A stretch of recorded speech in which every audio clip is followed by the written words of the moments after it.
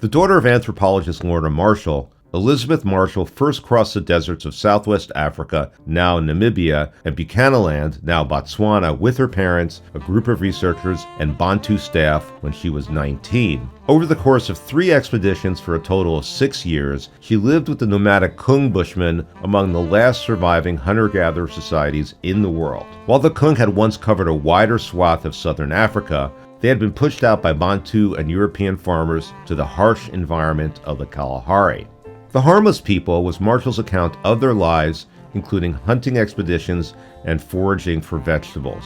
She described their language, names, interactions with Bantu and European farmers, and various forms of personal and cultural expression, including mood songs improvised to commemorate significant moments, and medicine and trance dancing.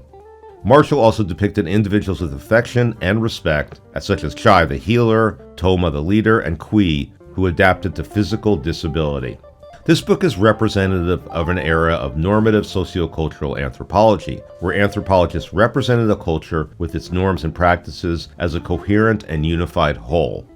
But The Harmless People stands out for its charming and accessible writing, precisely observed with an eye towards character and the dramas of everyday life. Marshall's prose is engaging, moving, and suitable for a general audience.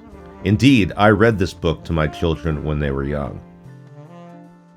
Fieldwork in the Kalahari was a family matter, and Marshall's brother John also participated in the expeditions and lived with the Junkwazi Bushmen.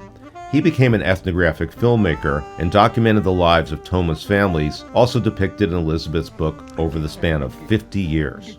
Both Marshall stayed in touch with the group and revisited the Kalahari many times. Elizabeth published a revised edition of The Harmless People in 1989, which addressed the sweeping changes the Kung had gone through since she first encountered them. Through NGO development projects, they had been resettled into village and entered into wage labor, where instead of increased prosperity and stability, they suffered malnutrition, disease, violence, exploitation, alcoholism, and cultural disintegration. John Marshall also depicts these heartbreaking developments at the end of a 6-hour-long magnum opus ethnographic film, A Kalahari Family. Elizabeth also wrote a follow-up book, The Old Ways, in 2006, underscoring how Kung life could illuminate human origins and history. These updates situated the story of Kung into wider conversations about globalization, indigenous people, and applied anthropology.